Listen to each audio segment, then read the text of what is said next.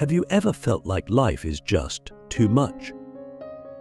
Like you're carrying this enormous invisible weight: expectations, deadlines, decisions, regrets, and no matter how much you plan, organize, or hustle, it just grows heavier. Maybe you're trying to make the right choices, fix your relationships, control your future, or solve a problem that seems unsolvable. You lie awake at night thinking, what should I do? What if I mess this up? But what if the answer isn't doing more? What if the answer is letting go? That's exactly what Alan Watts, philosopher, mystic, and cosmic prankster, invites us to consider. And his method? It's not about escaping life. It's about understanding that you are not separate from the universe, you are the universe. And when you realize that, something shifts. You stop trying to control it all. You let the universe handle your problems. Now I know what you're thinking. That sounds nice, but I still have bills to pay, people to deal with, decisions to make. And you're right, this isn't about abandoning life. It's about re-seeing it like flipping a coin and discovering there's a third side. Watts says the problem isn't the problems, it's the way we relate to them. We think we're isolated units, tiny egos navigating a vast, uncaring cosmos. But that's the illusion. The truth is way bigger, way weirder, and way more liberating. Click subscribe to this channel to get more profound insights. Let me ask you a question. When you breathe, are you doing it? Or is it happening? You might say, well, I choose to breathe. But most of the time, your body just does it. Your heart beats, your hair grows, your liver detoxifies, without any conscious effort. So why do we believe that only the things we consciously control are ours? Watts flips this on its head. He says, you are something the universe is doing, in the same way a wave is something the whole ocean is doing. It's not you versus life, it's you as life.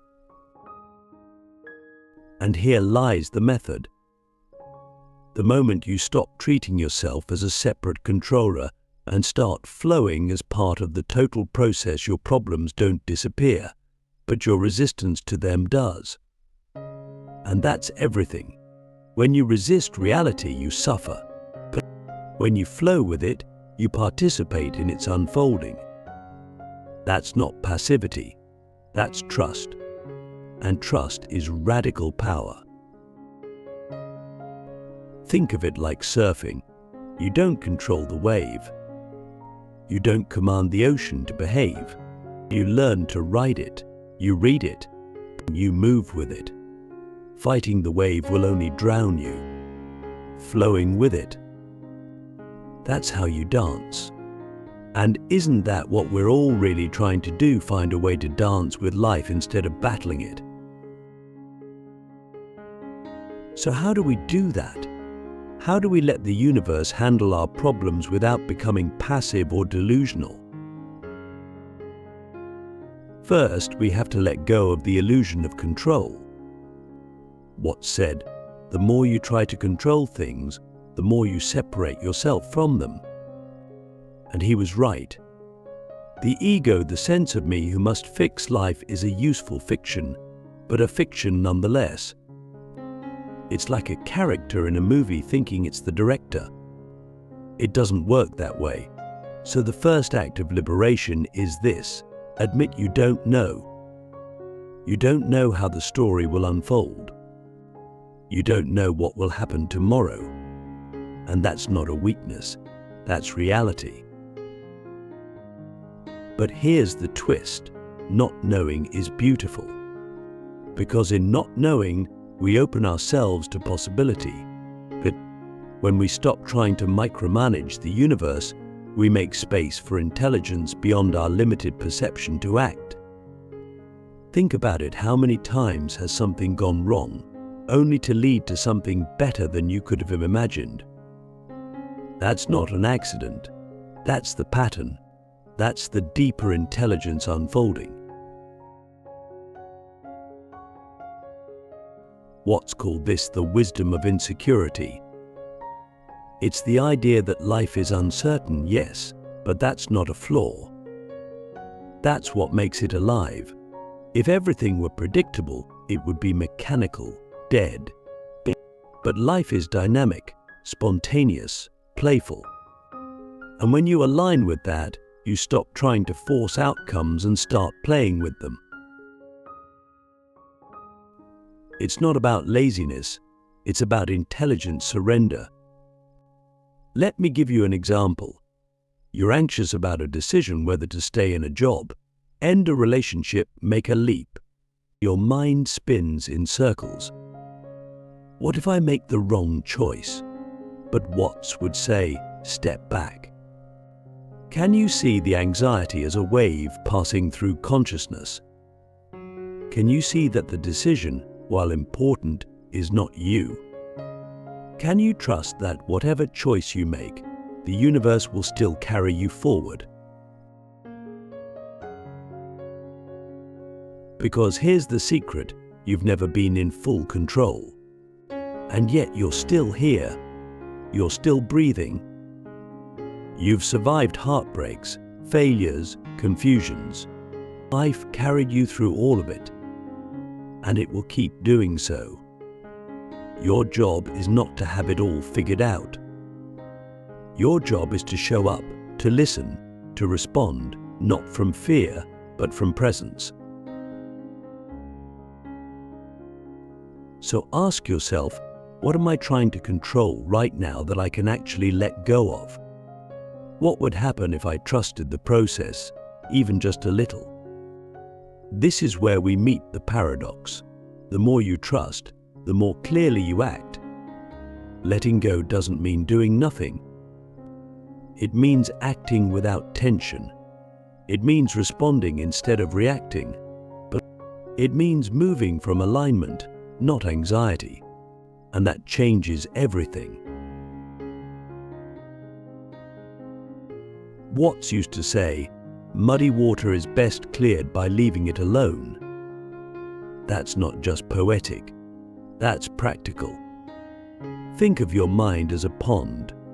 When you stir it up, it gets cloudy. When you leave it, it settles. Then clarity emerges not because you forced it, but because you allowed it. And this is the essence of the method. Let the universe handle your problems not by ignoring them, but by realizing that you are not separate from the very intelligence that solves them. The same force that grows trees, moves the stars, and beats your heart is working through your life. When you stop resisting it, you become its instrument. Then you act with grace. You speak with insight. You move with a kind of natural rhythm that you didn't invent but can absolutely trust. And suddenly, your problems don't feel so heavy. Not because they vanished, but because you're no longer holding them all alone. You've given them back to the field from which they came. And that field, call it the Tao, nature, God, source, or just life knows what to do with them. Now, this might sound mystical, but it's deeply grounded. It's not about magical thinking. It's about recognizing the limits of the individual mind and opening to a broader intelligence. It's about humility. And paradoxically, that humility gives you more power, not the power to control, but the power to collaborate with the universe. So the invitation is simple. Stop trying to dominate life.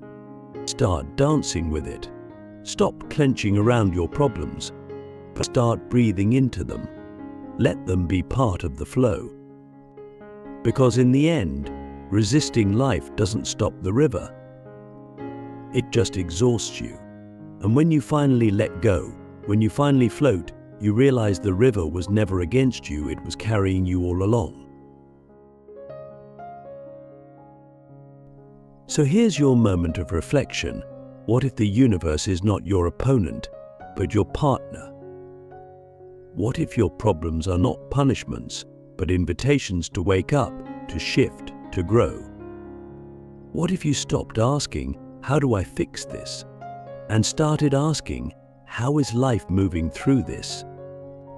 That's the method, not a technique, not a 5-step plan, but a shift in perception so deep, so radical, it changes your entire relationship to existence.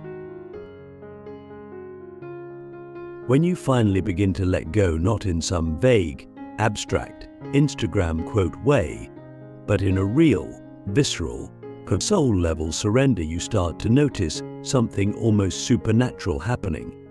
Life begins to flow. Not perfectly, not painlessly, but intelligently. You find yourself saying things you didn't know you knew, making decisions that feel guided, not forced. You stop overthinking every move, and instead you move like a dancer who trusts the music.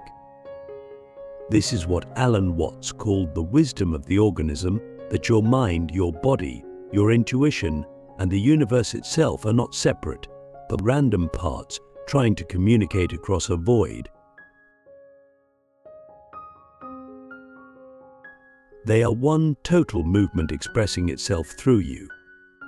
And the more you try to control it, the more you interrupt that flow. But the moment you release the illusion of control, life itself begins to think through you. It's as if your intelligence expands beyond your brain. You don't become passive, you become receptive. You become a channel, not a clog. And in that opening, a higher kind of mind enters, not one you invented, but one that's always been there, waiting behind the noise. That's the secret of flow. It's not something you force. It's something you fall into when you stop resisting what is. This is the paradox. The less you try to be in control, the more control you actually have, not control over outcomes, but control over your responses, your clarity, your presence. Watts said, "The real you is not a puppet which life pushes around.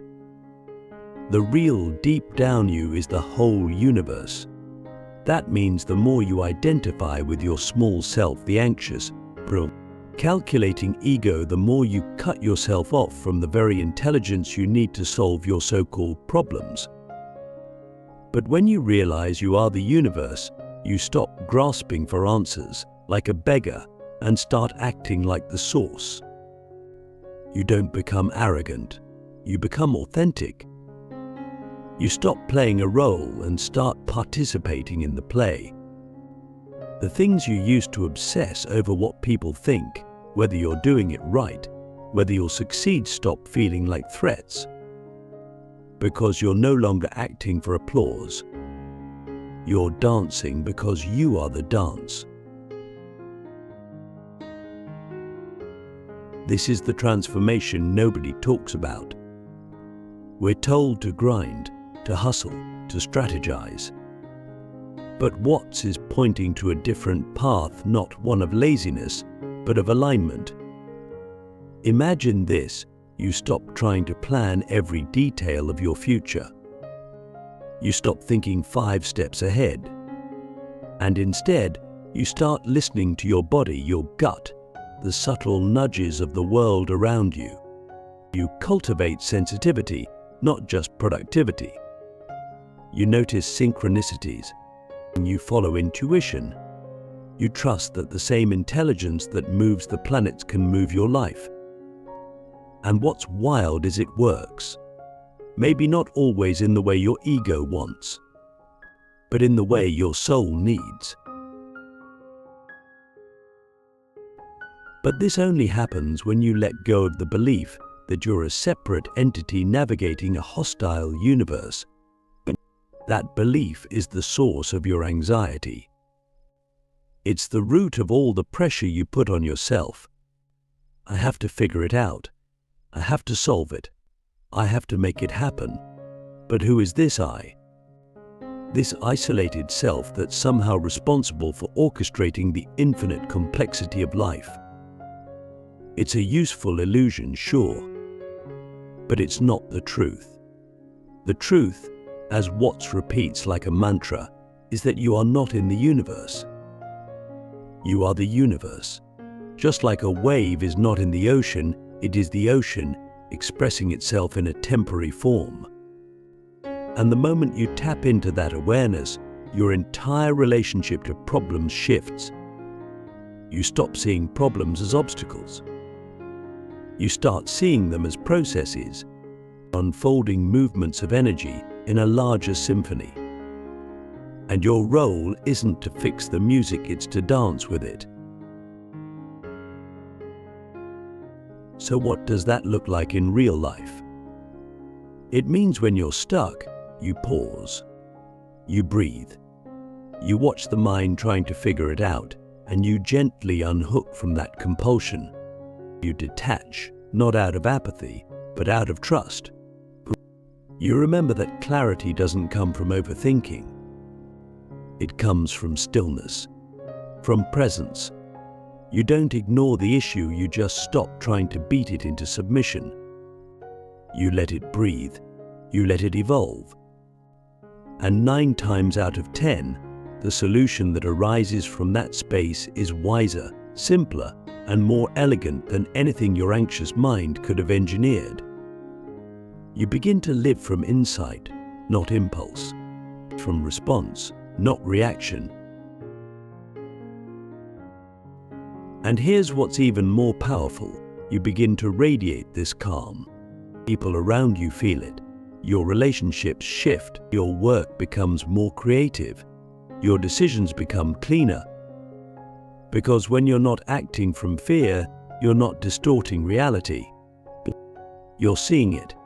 And when you see clearly, you act wisely. This is what Watts meant when he said, "No valid plans for the future can be made by those who have no capacity for living now." When you're truly in the now, you're not guessing anymore. You're participating. You're not trying to predict the river. You're swimming in it. But let's go even deeper. What happens when you live this way not for a day, but as a lifestyle? Something strange and magical unfolds.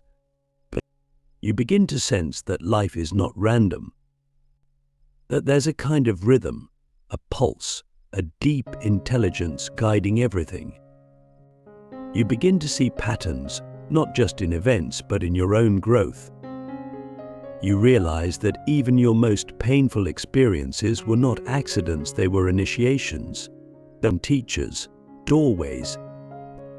And when you stop resisting them, you stop being a victim of life and start becoming a conscious partner in your own evolution.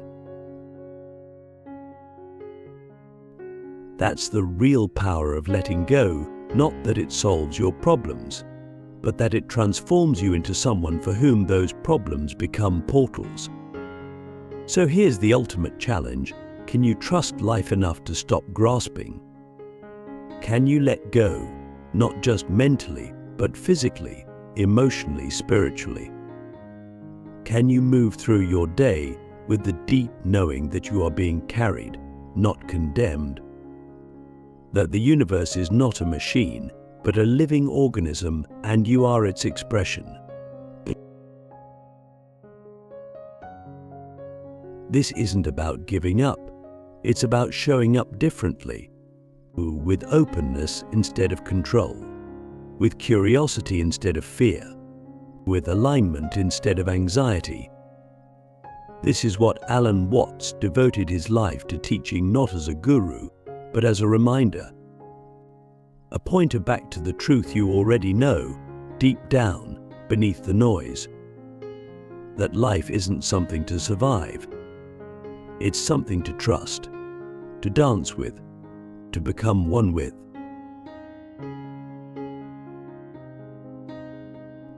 And when you do, when you really let go, something incredible happens. The problems you thought were overwhelming shrink.